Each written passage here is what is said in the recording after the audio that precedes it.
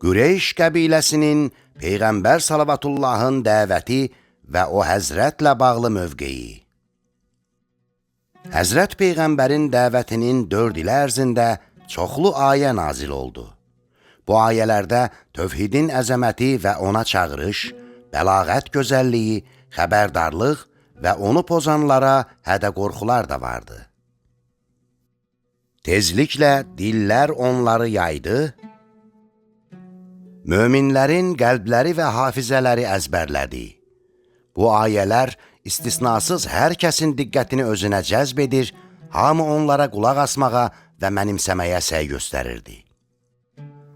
Bəlağətli ayələrin ürəklərdə və qəlblərdə təsirinin böyüklüyünü görən Qureyş qəbiləsi müxtəlif var-dövlət, hakimiyyət və sair vasitələrlə Peyğəmbərin hərəkatını blokadaya almağa səy göstərir, o həzrətin kütlələrlə əlaqələrinə, öz dəvətini, çağırışını onlara çatdırmasına mane olurdu ki, nazil olmuş ayələri Məkkəyə gələnlər eşitməsinlər. Sonra Qureyşlilər öz əməllərinə, Peyğəmbərin dəvətinə şübhə ilə yanaşdıqlarını da əlavə etdilər. Onlar iddia etdilər ki, Peyğəmbər Salavatullahın dedikləri xəstəliyin əlamətləridir və onlar onu müalicə etməyə səy edirlər. Peyğəmbər Salavatullah isə onlara xeyir dolu, ləyaqətli və onlar üçün nicat yolu olan bir cavab verərək buyurdu. Bir söz deməklə siz ərəbləri özünüzə borclu edər, əcəmləri isə cizyə, adam başına verilən vergi, verməyə sövq edərsiniz. Qureyşlilər Peyğəmbər Salavatullahın bu sözündən bərk qorxdular və elə bildilər ki, hər şeyin sonudur və ona görə də dedilər. Bəli, amma heç onda birini sənə vermərik. Peyğəmbər Salavatullah dərhal La iləhə illəllah dedi. Bu cavab çox gözlənilməz və güclü oldu. Qureyşlilər təkəbbürlə ayağa qalxdılar və aşağıdakıları deyə-deyə dağılışmağa başladılar. İlahini tək Allah etmək çox böyük möcüzədir. Əs-Siratul Hələbiyyə 1-ci cild 303-cü səhifə. Tarix-i Təbəri 2-ci cild 409-cu səhifə. Onlar qərara gəldilər ki, mübarək çağırışı qəlblərdə dərinləşən Peyğəmbərə və onun hər gün get-gedə artan davamçılarına qarşı istehza və rişxənd metodlarından istifadə etsinlər. Onların bu əməllərindən biri də Əbu Ləhəbin və arvadı Ümmü Cəmilin onların yaşadığı yerin yaxınlığında yerləşən Əs-Siratun Nəbəviyyə 1-ci cild 380-ci səhifə. Peyğəmbər Salavatullahın evinin qabağına tikan atmaları oldu. Digər tərəfdən Əbu Cəhl Peyğəmbərə mane olur, onu nalayiq sözlərlə təhqir edir, o həzrətə əziyyət verirdi. Lakin Allah Taala zalimların əməllərini görəndir. Peyğəmbər Salavatullahın əmisi Həmzə bunları bilən kimi çoxsaylı Qureyşlilər qarşısında Əbu Cəhlin cavabını dərhal verdi və özünün İslamı qəbul etdiyini elan edərək hamıya xəbərdarlıq etdi ki, ikinci dəfə Peyğəmbərə qarşı çıxsalar, onların layiqli cavabını verəcəkdir. Küfr ağlın səsinə qulaq asmağa mane olur.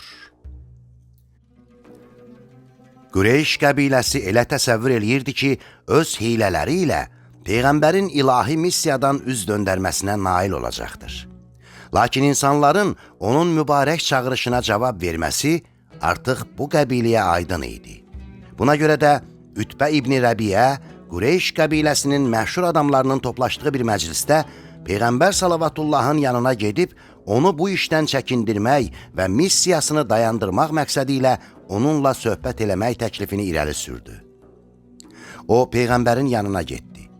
Peyğəmbər Salavatullah məsciddə tək idi, oturmuşdu. Ütbə Peyğəmbər Salavatullahı tərifləməyə başladı və onun Qureyş qəbiləsində də xüsusi yeri və hörməti olduğunu dedi. Sonra isə təklifini Allah Rəsuluna çatdırdı. Peyğəmbər Salavatullah bu təklifə diqqətlə qulaq asırdı. Ütbə o həzrətə belə dedi. Qardaş oğlu, əgər bu təklifinlə mal dövlət istəyirsənsə, biz öz mallarımızdan yığıb sənə verərik ki, sən bizlərdən də varlı olasan. Yox, əgər şan, şöhrət, şərəf istəyirsənsə, səni başda oturdarıq və sənsiz heç bir işə qərar vermərik. Əgər hakimiyyət güdürsənsə, səni özümüzə hakim də təyin edərik. Əgər bu sənə kabus kimi görünürsə və sən onu özündən uzaqlaşdırmaq iqtidarında deyilsənsə, biz səni öz pullarımızla müalicə etdirərik ki, sən bu kabusdan xilas olasan. Sözünü tamama yetirdikdən sonra Peyğəmbər salavatullah soruşdu. Ya Əbülvəlid, sözünü qurtardın mı? Ütbə cavabında bəli dedi. Sonra Peyğəmbər salavatullah buyurdu. İndi isə mən deyəni eşit. Bunu deyib, o həzrət aşağıdakı Allah kəlamını ona oxudu. Hamim. Bunlar Allah tərəfindən Muhammed salavatullaha təlqin edilmiş sirlərdir. Bu kitab həmin bu hərflərdən təşkil olunmuşdur. Lakin heç kəsin onunla mübarizə aparmaq qüdrəti yoxdur. Bu kitabın möhkəm, həmçinin bu cür mütəşabih ayələri vardır. And olsun bizim hədsiz həlimliyimizə və mütləq hökmranlığımıza ki, talilərdə baş verənlər əzəli qəza-və qədərin hökmündən keçmişdir.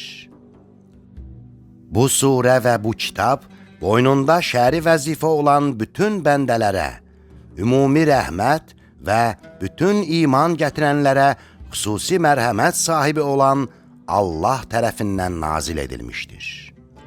Bu, elm əhli olan bir dəstə üçün ərəbcə bir Qur'an halında ayələri ayrılaraq müfəssəl açıqlanmış, kəlmələri surə və ayələrə bölünmüş və məzmunu dinin hökmləri, axirət təlimləri və dünyəvi elmləri əhatə edən bir kitabdır. İman gətirmiş hər bir şəxsə müjdə verən və hər bir itayətsizi qorxudan bir Qur'andır. Lakin onların çoxu üz döndərdilər. Bu səbəbdən qəlb qulağı ilə eşitmirlər. Və dedilər, qəlblərimiz sənin bizi çağırdığın şey üçün örtülüdür. Fussilət surəsi 1-5 ayələr. Allahın Rəsulu mübarək ayələri oxumaqda davam edir, Ütbə isə eşitdiklərindən heyrətə gəlirdi. Ona görə də əllərinə dirsəklənib durmuşdu. Peyğəmbər salavatullah vacib səcdəsi olan ayəyə çatanda səcdə etdi. Sonra Ütbəyə dedi, Ya Əbülvəlid, artıq eşitdiyini eşitdin, indi özün bilərsən. Ütbə cavab tapa bilmədi. Durub qövmünün yanına qayıtdı. Onlarla bərabər oturub dedi, Vallah, indicə bundan əvvəl heç vaxt eşitmədiyim sözləri eşitdim. Onlar nə şeir deyil, nə sehr, nə də kahinlik. Ey Qureyş adamları, mənə qulaq asın.